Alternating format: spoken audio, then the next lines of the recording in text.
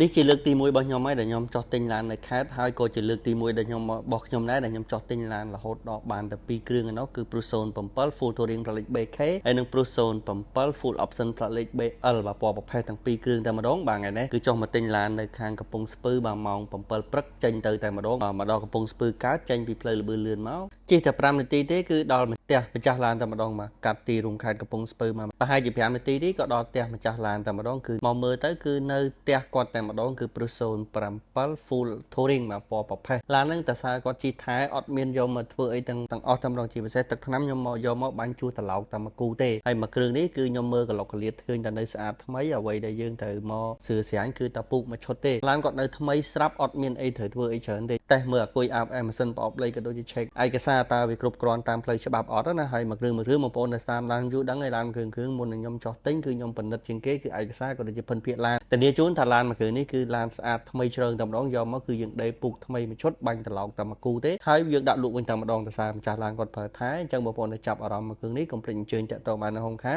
ឡូវនេះបាទតថ្លៃត្រូវហើយចាប់ដើមធ្វើឯកសារជាមួយគាត់ហើយចូលបាយថ្ងៃត្រង់មកពេលបាទហើយក៏គាត់